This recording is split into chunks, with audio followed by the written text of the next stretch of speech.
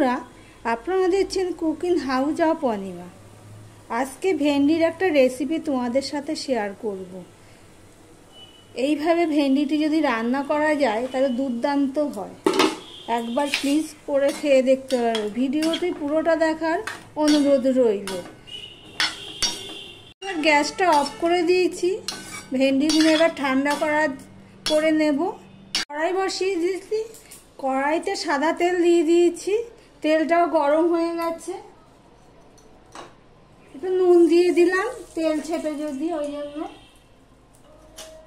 আর একটু হলুদ দিয়ে দিলাম।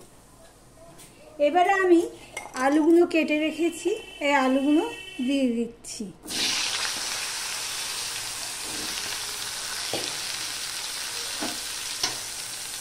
দিয়ে আলুগুলো আমি ভেজে নেব। ভাজা হয়ে গেছে, তেল সরার জন্য এক সাইডে করে রেখে দিয়েছি। এবার আমি এই ভেন্ডিগুলো দিয়ে দিচ্ছি।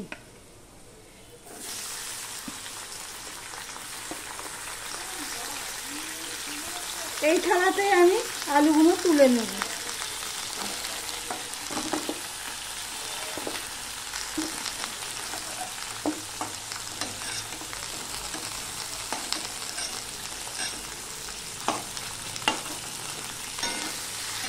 দেখো, তুলে নিলাম।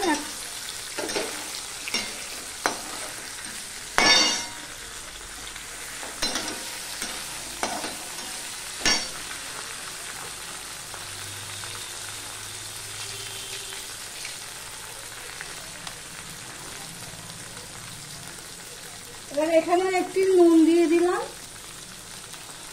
আর একটু হলুদ দিয়ে দিলাম। দিয়ে ভেন্ডিগুলো আমি ভেজে নেব। ভেন্ডিগুলো ভাজা হয়ে গেছে। এবার এক সাইড করে রেখে দেব। যেহেতু গরম জলে দিয়েছি, তাতে যদি কোনো কীটনাশক দেওয়া থাকে সেটাও চলে যায়। আবার এই নালসে ভাবটাও থাকে না।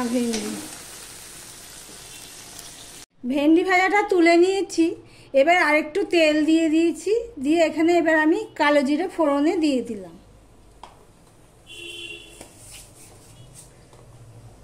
কালো জিরেটা ফোড়ন হয়ে গেছে। এবার দিয়ে দিলাম এই পেঁয়াজটুকু।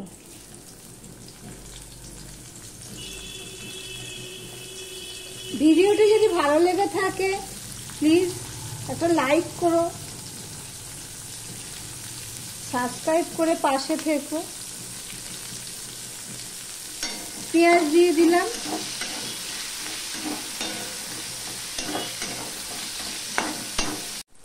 এবার কালো জিরে আর পেঁয়াজের একটা সুন্দর গন্ধ বেরিয়ে গেছে।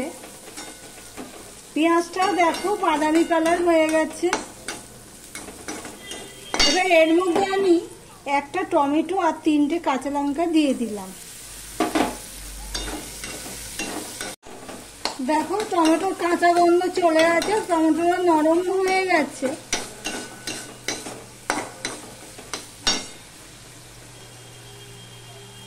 এর মধ্যে আমি এবার একটু চিনি দিয়ে দিলাম।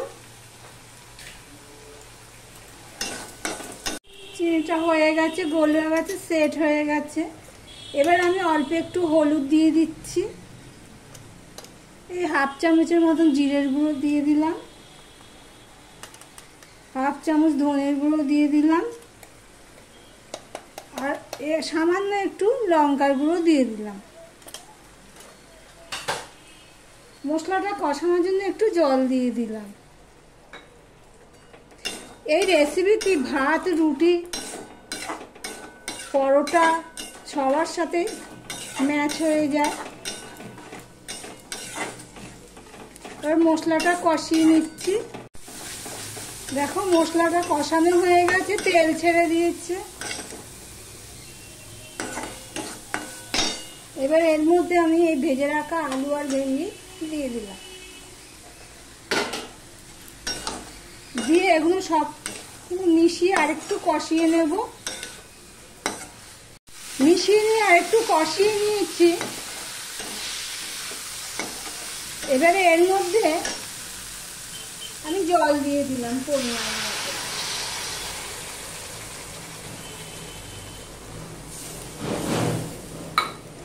ভেন্ডিতে সবসময় বেশি জল দিয়ে ফোটালে কি হয়, নালসে ভাব থেকে যায়। আমি ঠিক এই গা মাখা মাখা জল দিলাম।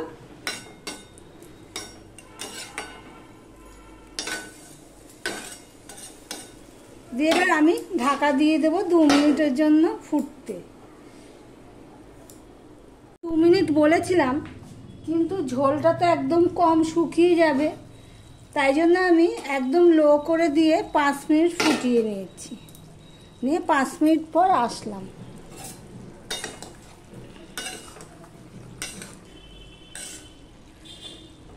হ্যাঁ, এবার আলুটা সিদ্ধ হয়ে গেছে। তরকারিটা দেখো এরকম রসা রসা থাকবে। দাঁড়াও, লাইটটা জ্বালাই।